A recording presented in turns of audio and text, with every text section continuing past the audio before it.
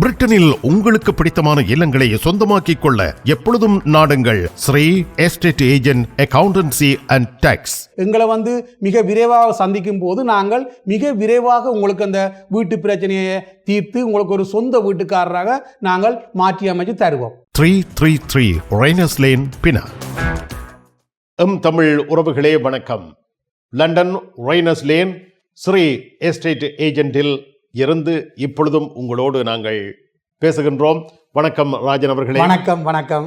அதாவது எவருமே தூங்கக்கூடாது. நீங்கள் தூங்கினால் உங்களுடைய எதிர்காலம் பாழாகும் என்பதை மிக அருமையாக நீங்கள் சென்ற நிகழ்ச்சியில் கூறியிருந்தீர்கள். நான் நினைக்கின்றேன் அந்த நிகழ்ச்சிக்கு பின்னர் உங்களோடு பலர் தொடர்பு கொண்டிருப்பார்கள் என்று தொடர்பு கொண்டார்கள். அவர்களுக்கெல்லாம் இப்பொழுது நீங்கள் ஆலோசனை வழங்கி கொண்டிருக்கின்றீர்கள். நிச்சயமாக.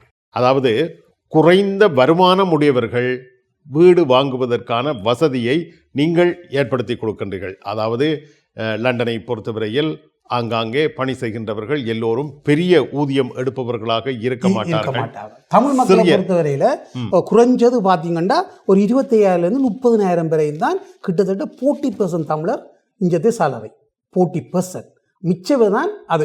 இப்போ இங்கே பிறந்த ஜெனரேஷனை இதுக்கு நான் சேர்க்கையில் எங்கட ஏஜ் பொறுத்த வரையில் 25 30 அவைகளுக்கு டார்கெட் பண்ணி நான் வீடை வாங்கி கொடுக்கணும்ன்றதான் முக்கிய விஷயமா இருக்கிறாங்க. அதாவது நீங்கள் சென்ற முறை பேசுகின்ற பொழுது கூறிக்கொண்டீர்கள், இந்த நாட்டு அரசாங்கம் உதவி செய்கின்றது, அந்த உதவியை பெறுவதில் தவறில்லை. அந்த உதவியை யார் பெற வேண்டும் என்பதை நீங்கள் சுட்டிக்காட்டினீர்களே. இயலாதவர்கள், இயலாது இருப்பவர்கள், நடக்க முடியாது இருப்பவர்கள், பேச முடியாது இருப்பவர்கள், உடல் இயங்க முடியாது இருப்பவர்கள் எடுக்கட்டும். ஆனால் திடகாத்திரமாக இருப்பவர்கள் ஒருபோதும் அந்த உதவித்தொகையை பெறக்கூடாது. அவர்கள் உற்சாகமாக செயல்பட வேண்டும் என்பதை நீங்கள் எடுத்து கூறுகிறீர்கள். நிச்சயமா. ஏனென்றால் நாங்கள் ஒரு வழிகாட்டியா இருக்கணும் எங்கள் அடுத்த சந்ததிக்கு. இப்ப நான் ஒரு உதவித்தொகைகள் எடுத்துக்கொண்டிருப்பேன்னா இந்த பிள்ளைகளும் அதை எடுக்க பார்த்து அந்த இதில் தான் வருவாங்க. அப்போ நாங்கள் அது சம்பந்தமாக இல்லாமல் எதுவுமே இல்லாமல் நாங்கள் தனித்து வாழ்கிற ஒரு உணர்வை எங்களோட சந்ததிக்கு ஏற்படுத்தி விடுறது நான் மிக முக்கியமாக அதை பார்த்துருக்கிறேன். இப்போ உதாரணத்துக்கு நான் முன்னர் கூறின மாதிரி ஒரு வீட்டை இன்றைக்கு பார்த்தீங்கன்னு சொன்னால், நான் ஒரு வீட்டை வாங்கி கொடுத்ததால 175க்கு வாங்கி கொடுத்தேன். இன்றைக்கு 700,000 அந்த வீடு. எவ்வளவு எக்விட்டி இருக்குன்னு பாருங்க. அப்ப 25,000 பேருக்கு லோன் வீடு கடையெல்லாம் வாங்கி கொடுத்தனா அதில் 10,000 பேர் எடுத்து பார்த்தீங்கன்னாலும் எல்லாருக்கும் அதில் அந்த டைமில் 150 175க்கு தான் வாங்கி கொடுத்துருக்குறேன். இன்றைக்கு அடுத்த சந்ததி அந்த காசை எடுத்து தான் அடுத்த வீடுகளை வாங்கினோம். அப்போ இந்த பெனிஃபிட் இதுன்றது உண்மையாகவே அதில் தங்கி இருந்தண்டு வீட்டை வாங்காமல் இருப்பீங்களா இருந்தால் பாரிய லோஸ்ட்டுங்கிற மக்களுக்கு. ஆகவே என்னை பொறுத்தவரையில் எங்களோட சமூகம் பொருளாதார ரீதியாக நாங்கள் வளர்ச்சி அடைஞ்சாதான் எங்களுடைய எண்ணங்கள் எல்லா தமிழ் மக்களுக்கும் ஒரு எண்ணம் இருக்குது. அதாவது தாயகம் சம்பந்தமான எண்ணம் இருக்குது. அதுகளை நாங்கள் நிறைவேற்றணும்னு சொன்னால் உலக மாற்றம் எங்களுக்கு பொருளாதாரத்தில் போட போகுது. அப்போ இனிமேல் நாங்கள் பொருளாதாரத்தில் மிக சக்தி வாய்ந்த ஒரு இனமாக இருந்தோம்டாத்தான் நாங்கள் என்னென்னு சொல்கிறது எங்களோட எதிர்காலத்து எங்களுடைய நோக்கங்களை நிறைவேற்றக்கூடிய மாதிரி இருக்கும். அதுக்கு அடிப்படை விடயம் அசையா சொத்துண்ட இந்த வீடுகளை நீங்கள் அசையா சொத்துன்னு சொல்லக்குள்ள வீடு கடைகள் இப்படியான இதுகளில் அவசரமாக தமிழர்கள் முதலீடு செய்ய வேணும், வாங்கி விட வேணும், ரெண்டுக்கு கொடுக்கணும். இங்கே சட்டம் ரெண்டுக்கு கொடுக்குற விடயங்களில் கொஞ்சம் கடுமையாக்கப்பட்டு வந்தாலும் உங்களுக்கு நீங்கள் நல்ல இதுகளை பார்த்து ரெண்டுக்கு கொடுத்துட்டு சட்ட ரீதியாக சில விடயங்களை செய்து நீங்கள் ரெண்டுக்கு கொடுத்துட்டு ஒரு 5 வருஷம் வெயிட் பண்ணினீங்கன்னு சொன்னால் அந்த பில்டிங்கால 150,000 பவுண்ட்ஸ் 100,000 பவுண்ட்ஸ் கிடைக்கக்கூடிய மாதிரி இருக்கும்.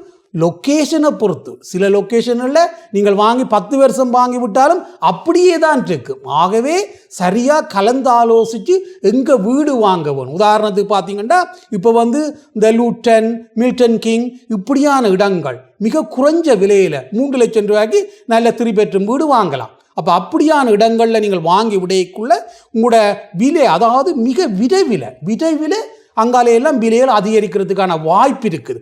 அதே டைமில் கவுண்ட்ரி போன்ற இடங்களில் வாங்கி விட்டீங்கன்னு சொன்னால் இனிமேல் காலத்தில் அதுவும் வளர்ச்சி அடைகிறதுக்கு வாய்ப்பு இருக்குது. ஆனால் கடந்த என்னென்னு சொல்கிறது 20 வருஷமாக கவுண்ட்ரியை பொறுத்தவரையில் பாரிய வளர்ச்சியில் வீட்டின் விலையில் ஆகவே இப்போ லண்டனில் நீங்கள் ஒரு வீட்டை வாங்கி விட்டுருந்தீங்கன்னா 2007ஆம் ஆண்டு 1.75க்கு வாங்கி விட்டுருப்பீங்க. இன்றைக்கு 7 லட்சம் ரூபா போகும். கவுண்ட்ரியில் 73,000 ரூபாய்க்கு நாங்கள் வாங்கி கொடுத்து நாங்கள் கிட்டத்தட்ட 75 ப்ராப்பர்ட்டி 2006-07 இன்றைக்கு பார்த்தீங்கன்னா 1,50,000 1,70,000 மேக்சிமம் 2 லட்சம், அதுக்கு மேலே போகவே இல்லை.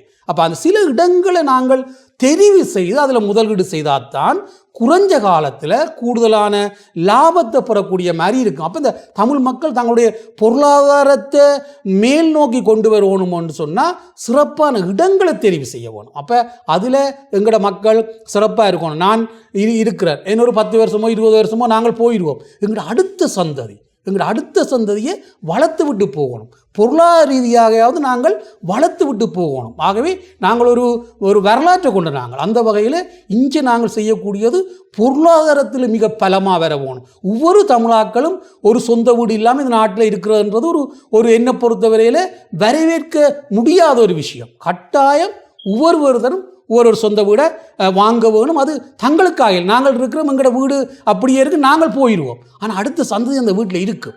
அதுக்காகயாவது நாங்கள் இப்படியான ஒரு விடயத்தை செய்து வச்சுட்டு போக வேணும். நிச்சயமாக நீங்கள் சொன்னீர்கள், லூட்டன், மில்டன் கீன்ஸ் போன்ற இடங்களில் வீடுகள் மிக மலிவாக இருக்கின்றது, அங்கே மக்கள் நகர்ந்து கொண்டிருக்கின்றார்கள்.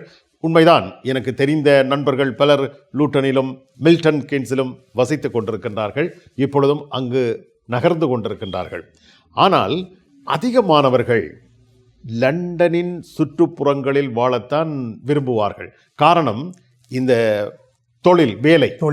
வேலை இலகுவாக லண்டனுக்குள் தான் கிடைக்கின்றது, அதனுடைய சுற்றுப்புறங்களில் தான் கிடைக்கின்றது. ஒரு வர்த்தக நிலையத்தில் பணியாற்றுவதாக இருந்தால் அவர் போய் வருவதற்கு வசதியாக லண்டனின் சுற்றுப்புறங்களில் தான் இந்த வீடுகளை வாங்க ஆசைப்படுவார்கள். அந்த ஆசைக்கு நீங்கள் தெரிவிக்கக்கூடிய கருத்து என்ன? உண்மையாகவே நீங்கள் சொல்கிற விஷயம் வரவேற்க வேண்டிய விஷயம்.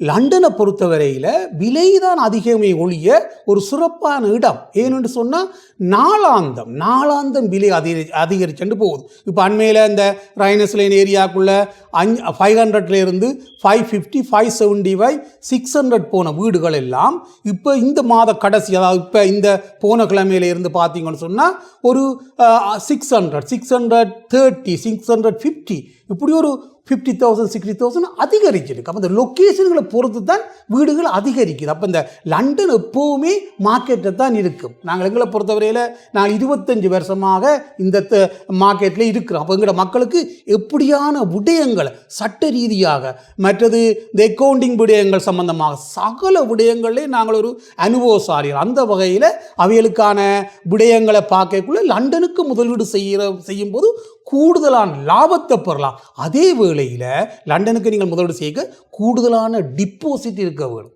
இதான் நாங்கள் ஒரு பெரிய ஒரு விடயம். நீங்கள் சொன்னது போல இப்பொழுது இந்த எங்களுடைய சூரிய எஸ்டேட் ஏஜென்ட் நிறுவனம் அமைந்திருக்கின்ற ரைனஸ் லேன், இதனுடைய சுற்றாடலை எடுத்துக்கொண்டால் நீங்கள் சொல்வது ஒரு 3 பெட்ரூம் 3 பெட்ரூம் ஹவுஸ் 6 லட்சம் 630 போகின்றது. ஒரு 630 போகின்ற வீட்டை வாங்க ஒருவர் முன் வந்தால் அவர் எவ்வளவு பணத்தை தயார்படுத்தி கொள்ள வேண்டும்? நிச்சயமாக அவருடைய விடயங்களை நான் கவனிக்க வேண்டும். அவருடைய விடயங்கள் கவனித்து எல்லாம் சரியாக இருக்குமா இருந்தால், வாங்கி இருக்கக்கூடிய மாதிரி வீடுகள் இருந்தால் 15% வாங்கலாம். ஆனால் அதுக்கு உதாரணத்துக்கு ஒரு ஆள் ஒரு வீடு வாங்குறாருன்னு சொன்னால், ஒரு 400,000க்கு வீடு வாங்குறாருன்னா 80,000 இன்கம் இருக்கணும். அப்போ இன்கம் இல்லை, அவருக்கு குறைவாக இருக்குதுன்னு சொன்னால் அவருக்கு வேறு ஒரு மாற்று வழியை நாங்கள் பயன்படுத்துவோம் சட்ட ரீதியாகவே. அப்போ அவருக்கு வாங்கி குறைஞ்ச இன்கம் இருக்கா, ரைட், அப்போ அவருக்கு இருக்கிறதுக்கான வீட்டை வாங்கிடலாம். அப்போ வாங்கி கொஞ்ச காலம் வாடகை கொடுக்கக்கூடிய மாதிரியான பல விடயங்கள் சட்டத்தில் இருக்குது. அப்போ நாங்கள் எல்லா விடயங்களும் எங்களோட மக்களை முன்னோக்கி கொண்டு வர்றதுக்காக பயன்படுத்துகிறோம். அந்த வகையில் லண்டனுக்குள்ளே வாங்குறேன்னு சொன்னால் கட்டாயம் என்னென்னு சொல்கிறது, அந்த இன்கம்மை பொறுத்து தான் அவருடைய டிப்போசிட் அமையும். நல்லது. அதாவது நீங்கள் நேரடியாக சொல்லக்கூடிய, அதாவது பொதுவாக பேசக்கூடிய விடயங்கள் இருக்கின்றன, நேருக்கு நேர் 1-to-1 பேசக்கூடிய விடயங்களும் இருக்கின்றன. ஆகவே வீடு வாங்க எண்ணுகின்ற நீங்கள் நேரடியாக வந்து சூரிய எஸ்டேட் ஏஜென்ட்டில் உங்களுடைய விவரங்களை தெரிவித்து நீங்கள் என்னென்ன விடயங்களை அறிந்து கொள்ள விரும்புகின்றீர்களோ அந்த விடயங்களையும் நீங்கள் தெரிந்து கொண்டு ஒரு வீட்டின் உரிமையாளராக மாறுவதற்கான பணிகளை நீங்கள் மேற்கொள்ள வேண்டும் என்று உங்களுக்கு வாழ்த்துக்கள் தெரிவித்து இன்றைய நிகழ்ச்சியை நாங்கள் எத்துடன் நிறைவு செய்து கொள்வோம். நன்றி. மிக்க நன்றி. வணக்கம். வணக்கம். பிரிட்டனில் உங்களுக்கு பிடித்தமான இல்லங்களை சொந்தமாக்கிக் கொள்ள எப்பொழுதும் நாடுங்கள் Sri estate agent accountancy and tax. எங்களை மிக விரைவாக சந்திக்கும் போது நாங்கள் மிக விரைவாக உங்களுக்கு அந்த வீட்டு பிரச்சனையை தீர்த்து உங்களுக்கு ஒரு சொந்த வீட்டுக்காரராக நாங்கள் மாற்றி அமைச்சு தருவோம். 333 Rainers Lane, Pinner.